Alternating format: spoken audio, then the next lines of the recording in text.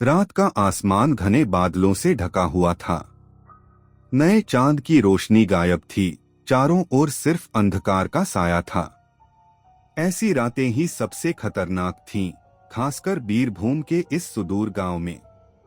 गांव के बुजुर्ग अक्सर कहा करते थे, नए चांद की रात को कभी घर से बाहर मत निकलना, कभी नहीं। क्यों? क्योंकि इसी रात चुड़ैल जागती है। अंजलि उस कहानी को सुनने के बाद भी उस रात अपनी जिज्ञासा को दबा नहीं पाई। गांव के बाहर जंगल के एक कोने में उनका नया घर था। विकास शहर में काम के सिलसिले में बाहर था और अंजलि इस नए माहौल में खुद को ढालने की कोशिश कर रही थी। गांव के लोग बार बार उसे सावधान कर चुके थे कि यह घर शापित है, लेकिन वह इन अजीब मान्यताओं को मानने को तैयार नहीं थी। रात बढ़ने के साथ ही अंजलि खिड़की के पास आकर खड़ी हो गई। बाहर अंधेरा था, सिर्फ अंधेरा। लेकिन अचानक उसने कुछ देखा। बादलों से ढके आकाश के नीचे जंगल की तरफ एक औरत खड़ी थी, सफेद कपड़ों में लिपटी, बाल बिखरे हुए। वह औरत जैसे हवा में तैर रही थी, उसके पैर जमीन को छू नहीं रहे थे। अंजलि की रीढ़ की हड्डी में ठंडक दौड़ गई। वह खिड़की बंद करने जा ही रही थी कि तभी वह औरत उसकी तरफ मुड़ी। उसकी आंखें खून से लाल थीं, होठों पर एक भयानक मुस्कान थी। अंजलि पीछे हटते हुए गिर पड़ी। खिड़की के बाहर वह औरत नहीं थी, लेकिन उसकी हंसी की आवाज अब भी उसके कानों में गूंज रही थी। कुछ ही पलों में पूरा कमरा जैसे अजीब हो गया।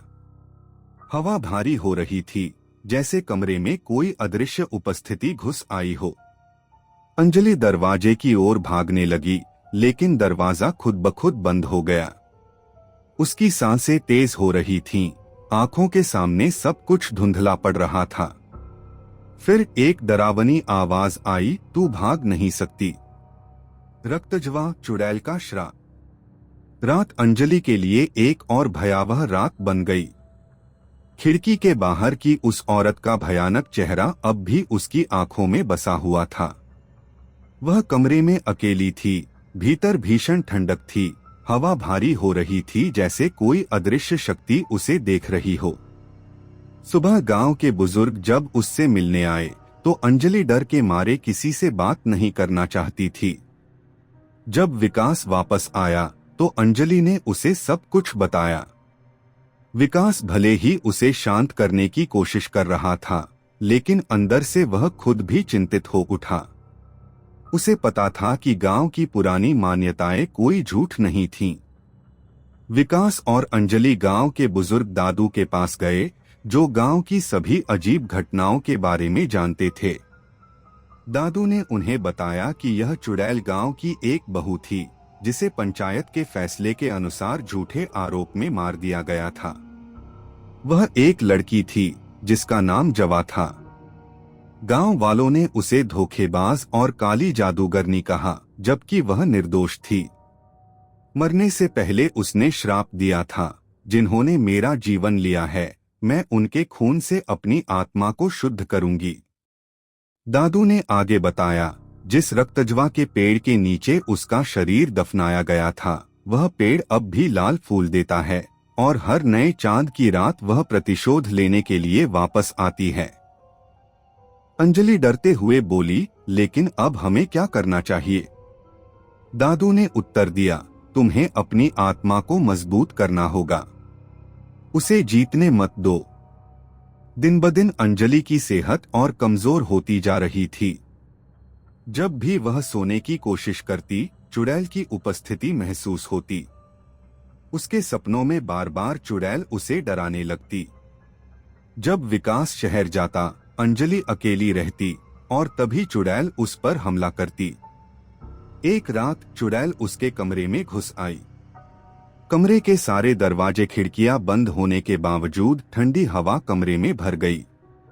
अचानक कमरे के एक कोने से अंधेरे से वह औरत बाहर निकल आई। सफेद कपड़ों में लिपटी, उसकी आंखें लाल थीं। उसने हाथ बढ़ाकर अंजलि की ओर कदम बढ़ाए।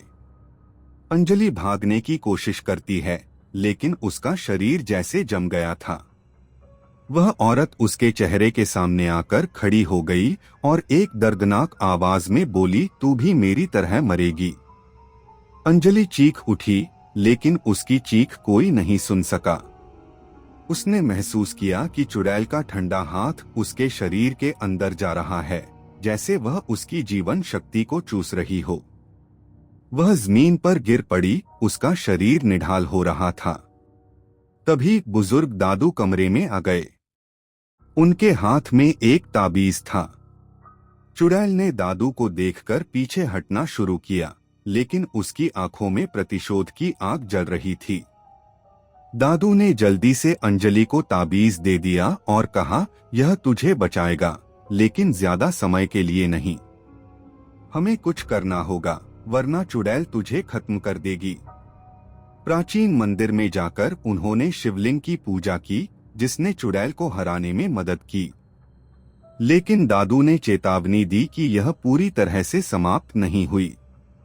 कुछ दिनों बाद गांव में फिर से अजीब घटनाएं होने लगीं। बच्चों ने जंगल में फिर से उस सफेद साड़ी वाली औरत को देखा। रक्तजवा का पेड़ जल गया, लेकिन उसका अभिशाप गांव को पूरी तरह से नहीं छोड़ पाया।